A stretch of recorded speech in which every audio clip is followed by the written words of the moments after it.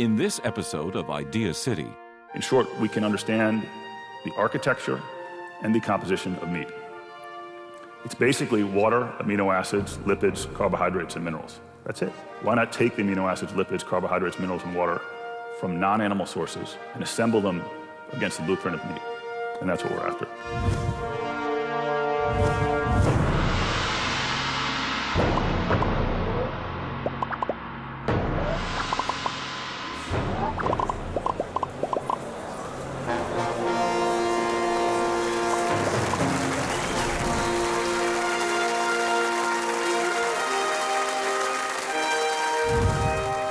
Our next speaker, Ethan Brown, leads a company called Beyond Meat, and it is their aim to manufacture fake meat using patented technology and plant products to create a vegan alternative to meat. Ethan. Thank you. Thanks for having me. Appreciate it very much. Honored to be here. Thank you.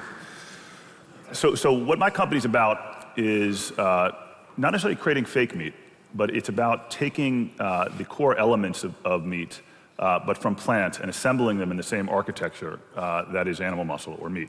And I'll walk through how we think about that and how we go about it. So change. Another word for that is disruption. I like to use the word change a little bit more because I think disruption is often overused. And what I'm trying to do and what our company's trying to do and our investors and our backers are trying to do is to change the protein at the center of the plate. And that's really our core goal. But that's hard. It's when you talk about change or disruption and you talk about replacing landlines, for example, with mobile phones, you're talking about addressing an industry that's been around in evolutionary terms for less than a second, right? Something that's been here as part of our industrial economy, and now we're replacing it with something that's more efficient. But when you talk about changing the protein at the center of the plate, you really have to think about it in evolutionary terms and in that period. And we have been consuming meat as a species for over 2 million years. It's not just the decision to consume it, but it's what meat did for us. It's very hard to separate our history from the history of meat consumption. When we started eating meat, our brains were 600 cubic centimeters. They're now 1,300 today. So it contributed to the growth of our intellectual capability. It contributed to the way our bodies are. About 1.5 million years ago, we started to consume higher levels of meat and our brain grew. Our guts shrank, right? And the energy distribution within our bodies changed. It takes 16 times more energy to operate your brain than it does a skeletal muscle. And so all of these changes occurred while we were eating this very nutrient-dense source of food. And at first, we were not hunters. At first, we were scavengers. So between the leopard, the lion, and the vultures that did the cleanup work, we came in. And we pulled the leftover muscle from the bone. We ate a lot of bone marrow. This, again, contributed to our physiological and intellectual growth. And then we began to hunt. And this process of hunting also aided in how we set up societies and thought about social groups and sharing, et cetera. So when you talk about changing the protein center plate or people eating less animal meat, you have to think about it in a very long time period. If that's not hard enough, theology comes along. And theology says dominion over animals. The animals are here for you to consume. Animals are part of many, many different religious rituals, the sacrifice of the lamb, et cetera. And so it's not only the evolutionary context, but it's this religious context which we have to think about changing the protein at the center of the plate. Lastly, it's in our culture, right? So this is, I think you got Richard Sherman and Russell Wilson there after a game on American Thanksgiving, enjoying turkey, right? This is what we do. It's part of our culture. It's part of who we are. So the idea that we're going to come in and simply change out the protein at the center of the plate and disrupt an existing industry is maybe a little more complex than if you were to approach some other technological advance in society. But we should do it. And there really are 4 reasons we should do it. And I want to walk through each one of those because it's what inspired me to start the company. I began the company in 2009. And the idea was that I could take a single problem, which was the animal protein at the center of the plate. And by changing that protein, I could attack 4 problems that I cared a tremendous amount about. But scientifically, we cannot continue to position the animal as something that is distinct from us in terms of how they experience pain, how they experience emotional bonds. Great ideas are meant to be shared. Join the discussion on Facebook.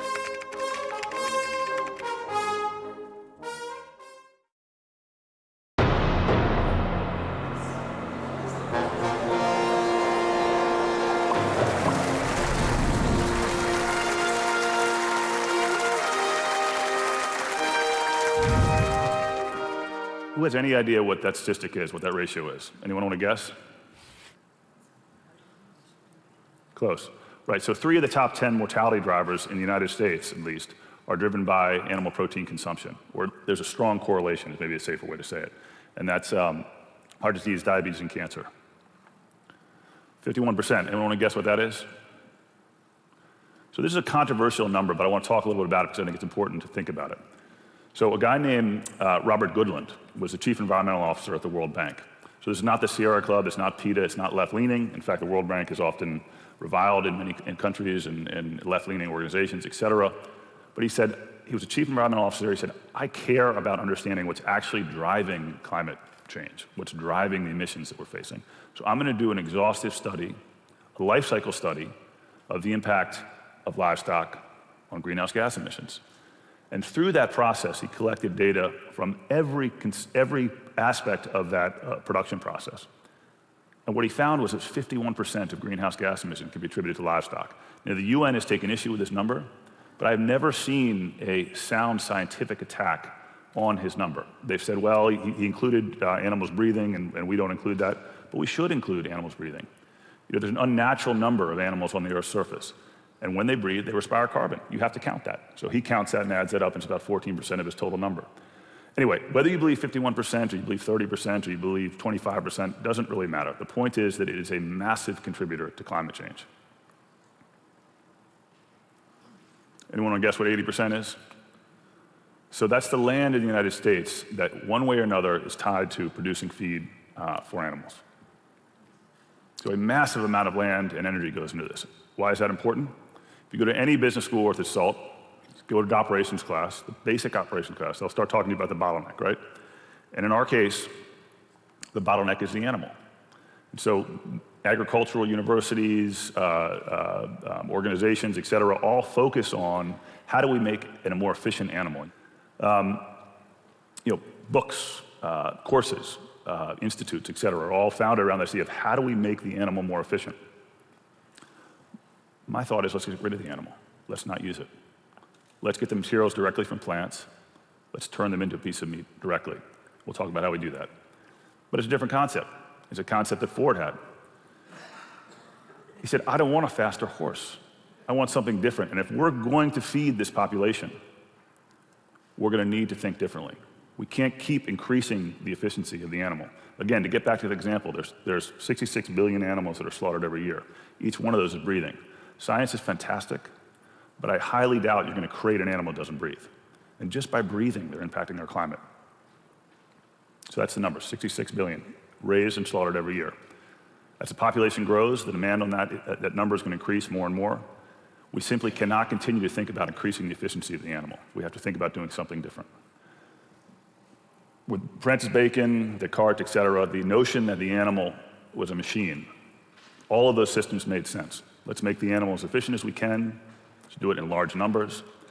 But a guy by the name of Charles Darwin came along and ruined that.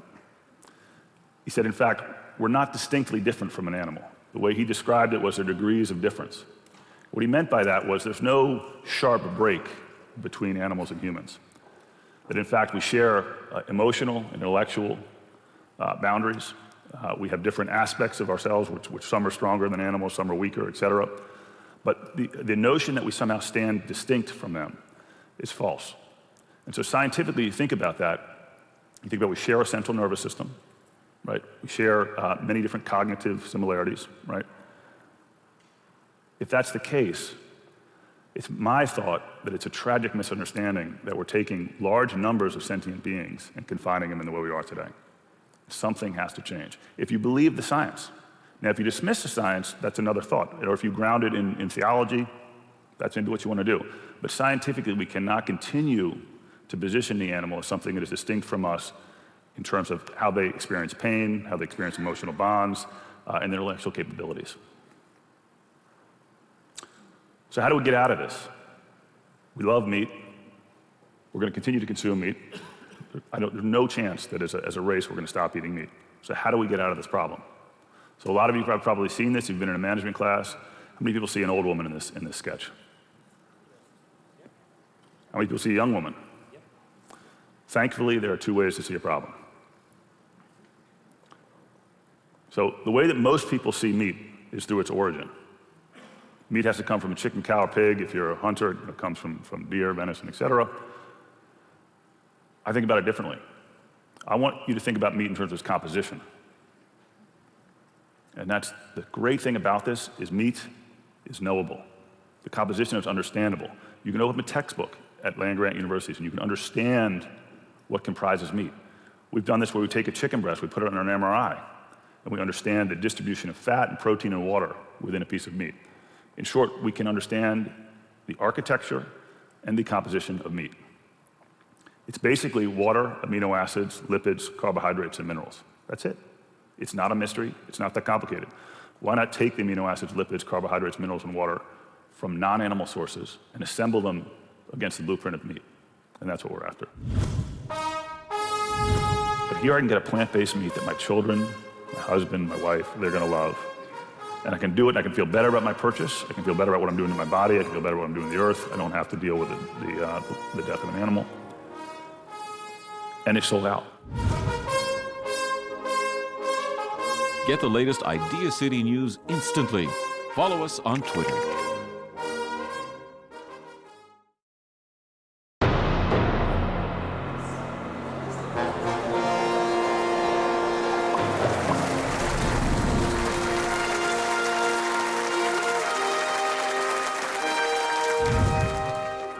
So this is an interesting graph here. So if you see beef in 1970, you see a decline in consumption through to today. And if you see milk over that same period, you also see a decline in consumption. The meat industry is watching this. So the Meeting Place, which is a trade journal for the meat industry, which I get, and I'm sure many of you do too, just kidding, has noticed this, right? And they're saying, look, meat consumption is declining. So dairy has this proliferation of products, right, that have come onto the market, soy milk, almond milk, et cetera, and are positioned right next to dairy, to dairy milk, right? That hasn't happened with respect to meat, right? There has been no analogous development. What has happened, and what that joke was about, was that there's been a very underperforming set of meat alternatives, is what they're called, right? They're buried somewhere far away in the supermarket. They are the result of research and development, but not an enormous investment in research and development that's commensurate with the problem that we have with meat consumption, right? And so consumers have rejected them largely. What our goal was to create a scientific group of the most talented scientists that we could find from the best universities that we recruit them from, put them all together, whether they're biophysicists, protein chemists, et cetera, and say, understand meat better than anybody else, and then rebuild it directly from plants. Don't use anything that's GMO. Don't use anything that's artificial.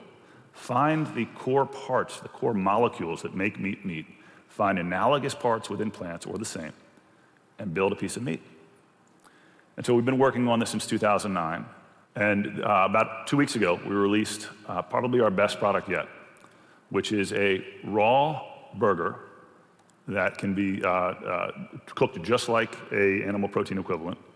It's made from pea protein. There's no GMOs in it. There's no soy. There's no wheat. There's nothing artificial. It transitions from a raw state to a cooked state. You can come at any time to our facility and see how we make it. There was a health scare in the poultry industry about 2 years ago, and it was in California, and they had to do a bunch of recalls. And we also make a plant-based chicken. And so during that, we offered the opportunity for any member of the public to come into our facility and see how we make their products, see how we make their food. But we did ask that Purdue do the same. We did ask that the other poultry providers do the same, and none of them could.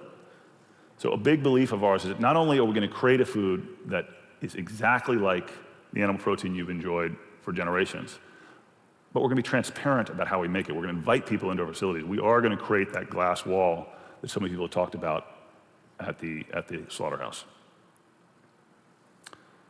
It's not only creating the right product, it's placing it in the right place. So about 2 weeks ago, we launched this product in Whole Foods, and we did it in Boulder, Colorado.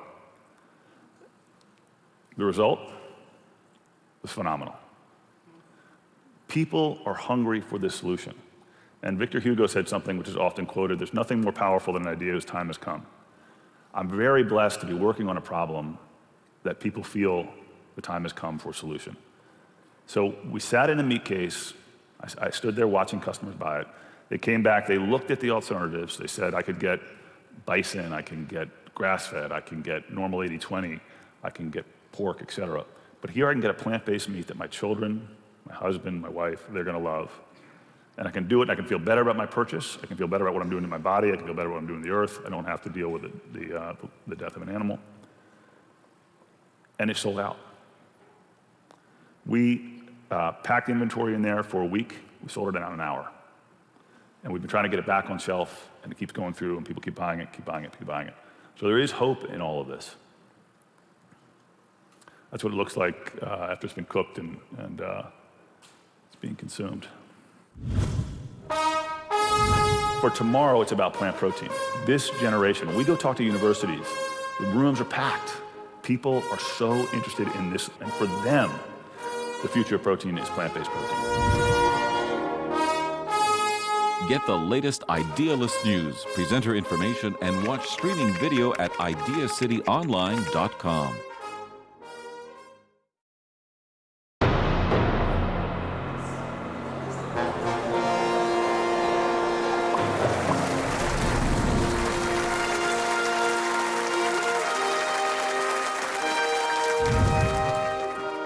So Whole Foods, which is an amazing partner, I used to work for a fuel cell company, and our partners were large automotive companies. And they did everything they could to squeeze price out of what we're doing. Whole Foods, while they're smart business people, have done everything they can to help our business grow. At every step, Whole Foods has helped me get to where we want to go.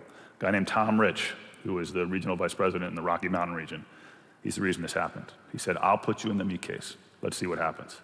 The turns we get in the meat case versus being in the penalty box, being tucked away in something called a meat alternative section, it makes all the difference.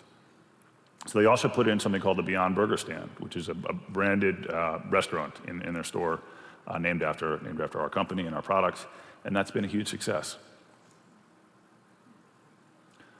So we've got a lot of nice coverage over the launch. Again, I think this just speaks to the fact that this is something that people are interested in seeing. Social media, it's been amazing what you can do now today that you couldn't do 10 years ago. We get instant feedback from consumers, and I love putting out products. I put them out every year, and I can understand does a consumer like this aspect or that aspect. And it allows me to get into the living rooms and into the dining rooms of American families and understand what they want and what they don't want. So real quick, one thing I have a lot of passion for.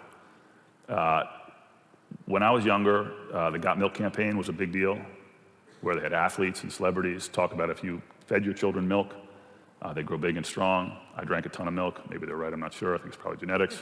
But for tomorrow, it's about plant protein. This generation, when we go talk to universities, the rooms are packed. People are so interested in this because they see this as a system that's not going to work going forward. So the opportunity to go in and talk to young people, and for them, the future of protein is plant-based protein. Why is this important on a global scale? Very quickly. That red line at the top there is China and meat consumption. The red line at the bottom is Africa and meat consumption. So if China continues in that direction, we won't have a climate. If Africa, which they should, right, starts to gain affluence and starts to consume meat at the same rate, we also will not have a climate. So we should not export the animal protein model. We should export a model that allows people to continue to eat what they love, which is meat, but eat it as meat made from plants. Thanks.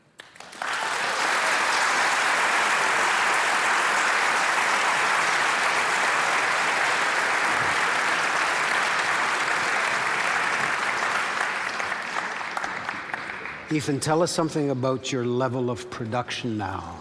How much of this stuff can you produce, and is any of it available in Canada? Right. So we have a pilot facility for this fresh, what we call fresh beef. In August, we should have a much larger production process in place. So right now it's pretty constrained. We will be coming into Canada most likely next year. I have a big interest in doing that. My father is a professor at McGill and lives in Montreal. So I went to McGill. See, I'm going there right now. All right. Great. So next year, will you come back with a I pile would of love to burgers come back. for us? Yes, yeah. Beast Burgers at IdeaCity. Thank you. Thanks very much for having me. Really appreciate it. Thank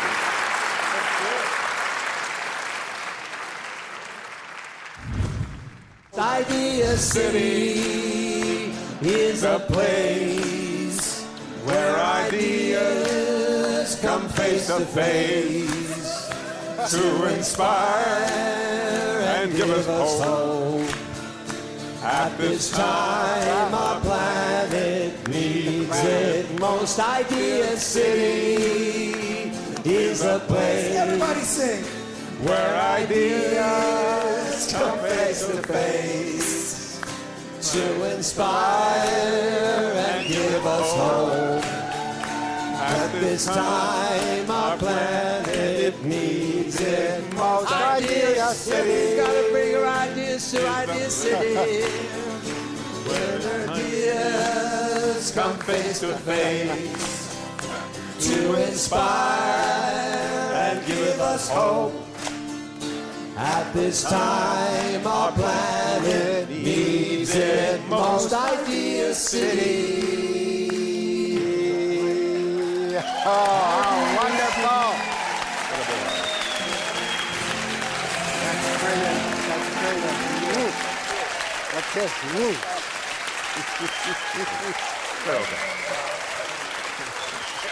Talk about insomnia. Good, I didn't fool you.